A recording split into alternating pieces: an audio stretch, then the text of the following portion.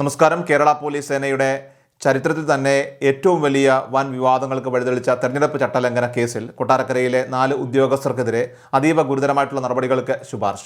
കൊല്ലം rural പോലീസിലെ grade SI Najeem, അതുപോലെ senior CPO Sujith, CPOമാരായിട്ടുള്ള ചിന്തു, ശിവേഷ് എന്നിവർക്കെതിരെയുള്ള അന്വേഷണ റിപ്പോർട്ടുകളാണ് ഇപ്പോൾ സംസ്ഥാന പോലീസ് മേധാവിയുടെ പരിഗണനയിലിരിക്കുന്നത്. ഒരു രാഷ്ട്രീയ പാർട്ടിയിലെ തൊഴിലാളി യൂണിയൻ നേതാക്കളെ പോലെ പെരുമാറുകയും ഔദ്യോഗിക പദവി മറന്നുകൊണ്ട് പരസ്യമായി രംഗത്തിറങ്ങുകയും ചെയ്ത ഉദ്യോഗസ്ഥർക്ക് നിയമ സംവിധാനത്തിൻ്റെ ശക്തമായ തിരിച്ചടിയാണ് ഇതിലൂടെ ഇപ്പോൾ ലഭിച്ചിരിക്കുന്നത്. നിയമം നടപ്പിലാക്കാനും ജനങ്ങൾക്ക് സുരക്ഷയൊരുക്കാനും ബാധ്യസ്ഥരായവർ തന്നെ പാർട്ടി താൽപ്പര്യങ്ങൾക്ക് വഴങ്ങി പ്രവർത്തിച്ചാൽ സംഭവിക്കുന്ന വലിയ വീഴ്ചയാണ് കൊട്ടാരക്കരയിലെ സംഭവത്തിലൂടെ ഇപ്പോൾ പുറത്തു വന്നിരിക്കുന്നത്. മുൻ ധനകാര്യമന്ത്രിയും LDF നേതാവുമായിട്ടുള്ള KN ബാലഗോപാലിന് വോട്ട് അഭ്യർത്ഥിച്ചുകൊണ്ട് കാക്കി വേഷത്തിൽ ക്യാമറയ്ക്ക് മുന്നിൽ പ്രത്യക്ഷപ്പെട്ടു എന്നതാണ് ഈ 4 ഉദ്യോഗസ്ഥർക്കുമെതിരെ തെളിഞ്ഞിരിക്കുന്ന പ്രധാന കുറ്റം. മണ്ഡലത്തിലെ വികസന നേട്ടങ്ങൾ, അതോടൊപ്പം തന്നെ അന്ന് ധനകാര്യമന്ത്രിയായ സമയത്ത് വ്യക്തിപരമായ ഔദാര്യം എന്ന രീതിയിൽ ചിത്രീകരിക്കാനും സ്ഥാനാർത്ഥിയുടെ ജനപ്രീതി വർദ്ധിപ്പിക്കാനുമുള്ള ആസൂത്രിത ശ്രമമാണ് ഇവർ നടത്തിയത്. ജനങ്ങളുടെ നികുതി പണം ശമ്പളമായി കൈപ്പറ്റി ഭരണഘടനാപരമായിട്ടുള്ള ചുമതലകൾ നിർവഹിക്കേണ്ട ഉദ്യോഗസ്ഥർ ഒരു പ്രത്യേക പ്രതിനിധിയുടെ PR ഏജന്റുമാരായിട്ട് അതംപതിച്ചതിനെതിരെ പൊതുസമൂഹത്തിൽ ഇപ്പോൾ വലിയ പ്രതിഷേധമാണ് ഉയർന്നു കേൾക്കുന്നത്. ഈ ഉദ്യോഗസ്ഥർ നടത്തിയ പരസ്യമായ രാഷ്ട്രീയ പ്രഖ്യാപനങ്ങൾ പോലീസ് സേനയുടെ വിശ്വാസ്യതയെയും നിഷ്പക്ഷതയെയും പാടെ തകർക്കുന്ന രീതിയിലുള്ളതായിരുന്നു. മണ്ഡലത്തിലെ UDF സ്ഥാനാർത്ഥിയായിട്ടുള്ള ഐഷ പൂറ്റി നൽകിയ കൃത്യമായ പരാതിയുടെയും തെളിവുകളുടെയും ഒക്കെ തന്നെ അടിസ്ഥാനത്തിലാണ് ഈ ഉദ്യോഗസ്ഥർക്കെതിരെ അടിയന്തര അന്വേഷണം പ്രഖ്യാപിച്ചത്. തെരഞ്ഞെടുപ്പ് പെരുമാറ്റച്ചട്ടങ്ങളുടെ നഗ്നമായ ലംഘനമാണ് ഇവിടെ നടന്നതെന്ന് ചൂണ്ടിക്കാട്ടിയായിരുന്നു പരാതി. തുടർന്ന് നടന്ന ഉന്നതതല അന്വേഷണത്തിൽ ഉദ്യോഗസ്ഥർ കുറ്റക്കാരാണെന്ന് കണ്ടെത്തുകയും ഇവർക്കെതിരെയുള്ള കൃത്യമായ തെളിവുകൾ ഉൾപ്പെടുത്തിയ റിപ്പോർട്ട് DGPയുടെ മേശപ്പുറത്ത് എത്തുകയും ചെയ്തു.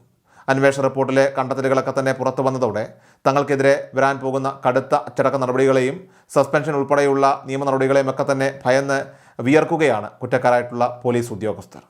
റിപ്പോർട്ട് സമർപ്പിക്കപ്പെട്ടതോടെ രാഷ്ട്രീയ കേന്ദ്രങ്ങളിൽ, പ്രത്യേകിച്ചും CPM ക്യാമ്പുകളിൽ വലിയ ആശങ്കയാണ് നിലനിൽക്കുന്നത്.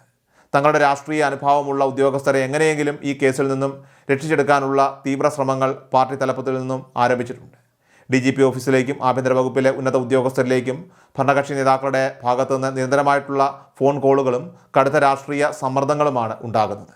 എന്നാൽ നിയമവാഴ്ചയെ വെല്ലുവിളിച്ചുകൊണ്ട് സർക്കാർ സംവിധാനങ്ങളെ ദുരുപയോഗം ചെയ്ത ഇവർക്കെതിരെ യാതൊരുവിധ വിട്ടുവീഴ്ചയും ഉണ്ടാകില്ലെന്ന സൂചനകളാണ് ഔദ്യോഗിക വൃത്തങ്ങളിൽ നമുക്ക് തന്നെ ഇപ്പോൾ ലഭ്യമാകുന്നത്. കേസിൽ രാഷ്ട്രീയ സമ്മർദ്ദങ്ങൾക്ക് വഴങ്ങില്ലെന്ന ഉറച്ച നിലപാടിലാണ് ആഭ്യന്തരമന്ത്രി രമേശ് ചെന്നിത്തലയുള്ളത്. നിയമലംഘനം നടത്തിയവർ എത്ര വലിയ ഉന്നതരായാലും, ഏത് രാഷ്ട്രീയ പാർട്ടിയുടെ പിൻബലമുള്ളവരായാലും കടുത്ത വകുപ്പ് തല നടപടികളും മാതൃകാപരമായിട്ടുള്ള ശിക്ഷയും നേരിട്ടേ മതിയാകൂ എന്ന് അദ്ദേഹം വ്യക്തമാക്കി കഴിഞ്ഞു. പ്രതിപക്ഷ മുന്നണിയുടെ ഭീഷണികൾക്കും അതോടൊപ്പം തന്നെ സ്വാധീനങ്ങൾക്ക് മുന്നിൽ ആഭ്യന്തര വകുപ്പ് തലകുനിക്കില്ലെന്നും തെറ്റായ പ്രവണതകൾക്കെതിരെ കർശന നടപടി സ്വീകരിക്കുമെന്നും അദ്ദേഹം ഉറപ്പു നൽകുന്നു. പോലീസിൻ്റെ ഭാഗത്തുനിന്നുണ്ടായിട്ടുള്ള ഇത്തരം ഗുരുതരമായിട്ടുള്ള വീഴ്ചകൾ നിയമത്തിൻ്റെ മുന്നിൽ കൃത്യമായിട്ട് വിചാരണ ചെയ്യപ്പെടുമെന്നാണ് ആഭ്യന്തര മന്ത്രാലയത്തോട് അടുത്ത കേന്ദ്രങ്ങളൊക്കെ തന്നെ നൽകുന്ന സൂചനയും.